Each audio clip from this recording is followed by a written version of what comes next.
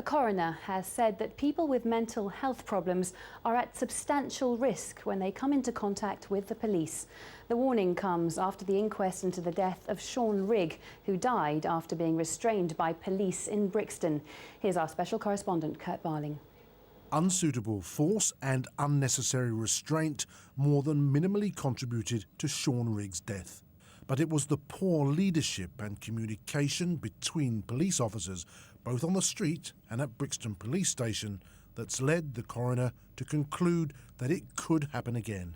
The Rigg family feel their long campaign for justice is making progress. I hope that it really does make a big difference to other families. It's made the Metropolitan Police and the mental health team stand up out of their chairs and show something that needs to be done, because it's absolutely vital and it's important now. So it's imperative that, you know, change comes, and it is coming. This is the 999 operator dealing with the fifth emergency call from anxious health workers when Sean Rigg was in crisis. I do understand, Angela. No, you don't. Explained to me three times. I've got a degree in psychology. I understand exactly what you're talking about. It will just have to wait, I'm afraid. As soon as we have a unit available, you may have a degree in psychology. Yes, so I understand psychosis. That's what I'm saying. Okay. I also, just out of curiosity, I am also a black belt, so I understand that. The coroner will recommend that all Met 999 operators are trained to recognise mental health issues.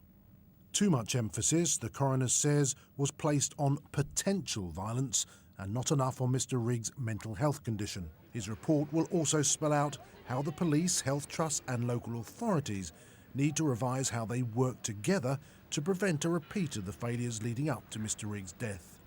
On Monday, the Met Police launched their own independent review triggered by this inquest, but it remains unclear if they'll consider this coroner's findings. The Met's new Commission on Policing and Mental Health will not take into consideration any guidance or indications from any Rule 43 hearing, including this one. And the reason why we have this independent commission was because of the inquest verdict of the Sean Rigg case. And so there's something very amiss here and it needs to be addressed urgently. The coroner, Dr. Andrew Harris, said he believes there's still a substantial risk to mental health patients if they come into contact with the police or mental health authorities in a crisis. He says they should take note of his final Rule 43 report. Kurt Barling, BBC London News.